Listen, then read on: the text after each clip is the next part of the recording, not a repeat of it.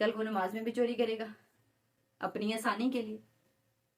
तो बैलेंस को इस तरीके से करें कि जिन बच्चों पे रोजे फर्ज हैं उनको कैसे लेके चलना है, जिन पे नहीं। जिस तरह आप घर में पूरे 30 दिनों का शेड्यूल रखते हैं कि इस दिन ये पकेगा, इस दिन ये पकेगा, इस दिन इसकी फेवरेट चीज पकेगी, इस दिन की फेवरेट चीज। हर घर में अगर 3 बच्चे हैं तो तीनों की डेफिनेटली, मियाँ बीवी की 3 बच्चों की पसंद नापसंद टोटली चेंज होती है। आप उसे बैलेंस करते हैं ना।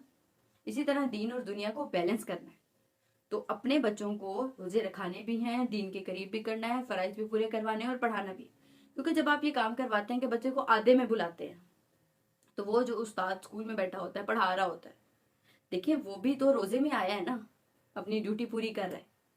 अब वो उस दिन भी ड्यूटी पूरी करता है, फिर आप उसे एक्स्ट्रा क्लास लेते हैं या आप उस पर एक्स्ट्रा प्रेशराइज करते हैं कि जब बाद में बच्चा आए तो उसका काम पूरा करवाए। फिर आपका बच्चा घर में जिससे पढ़ रहा है आप उसको भी टेंशन में डालते हैं, क्योंकि आपने तो अपना बच्चा बुला लिया कि आप आ जाओ, आप आसानी कर लो।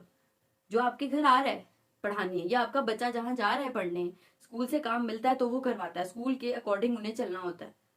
अब वो जिस जिस दिन उसने गैप किया, जिस जिस दिन वो हाफ डेज पे आ गया, उतना उसका काम मिसिंग हो गया।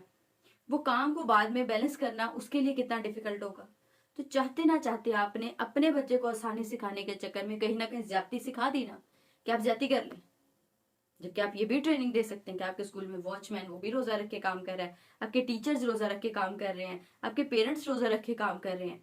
ये नहीं मैं आपको कह रही कि आप उन्हें वो ईंटें बनाने वाली उस पर लगा दें, बिल्कुल वो ईंटें बनाने लग जाए। आप समझें, आप सिर्फ बात को समझें कि देखें आज हम जो जमजम पीते हैं, जो पानी कोई उम्रा करके आता है वो मिला के भी हमें देता है, हम कतरा नहीं गिरने देते। वो कहाँ से निकला था? एड़ियों के रगड़ने से।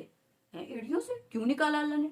अल्लाह हाथ की जगह से भी निकाल सकता था, जहाँ पेशानी लगी थी। पेशानी ऐसी चीज है जो सजदे में लगती है, अल्लाह को इसका झुकना बहुत पसंद है। अल्लाह ने पैरों से क्यों निकाला? अल्लाह समझा रहा था कि सबर की शिद्दत। अगर आप एक्स्ट्रा रिलैक्स रखेंगे, फर्ज वाले बच्चे जिन पे फर्ज है रोजे, रोजे का मकसद ही नहीं मिलेगा उन्हें। देखिए अल्लाह ने रहमतों का दरवाजा खोला, अल्लाह ने जन्नतों के दरवाजे खोले, और आपके बच्चे सोते रह गए। आपको ये चीज अच्छी लगेगी?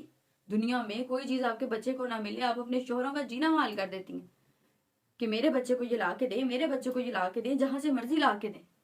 आप बताएं कि रहमतों के दरवाजे खुले, जन्नतों के दरवाजे खोले। अल्लाह ने कहा कि मांगो मुझसे बख्शिश, मांगो मैं दूंगा। हम पढ़ते हैं कि जहन्नमी अल्लाह से कहेंगे कि अल्लाह हमें एक दफा दुनिया में भेज और रमजान दे, हम खुद को बख्शवा लेंगे। देखिए अल्लाह ने कितना स्मूथ प्लेस दे दिया आपको, हमें शैतान को कैद कर दिया। ठीक है, फिर अल्लाह ताला ने हमें कहा कि अब तुम्हारी जो नेकियां हैं मैं उन्हें बढ़ा देता हूँ, मैं तुम्हारे नफलों को फर्जों के बराबर कर देता हूँ, तुम्हारे फर्जों को डबल ट्रिपल कई गुना 70 गुना तक बढ़ा देता हूँ। और इतनी अल्लाह की रहमतों के बावजूद शैतान को कैद कर देने, हम हमेशा अल्लाह को एक रीजन देते हैं, अल्लाह शैतान ने कराया, अल्लाह शैतान ने कराया, अल्लाह शैतान ने कराया। अल्लाह ने उसको भी बंद कर दिया। तो रमजान मेरी नजर में एक आईना है।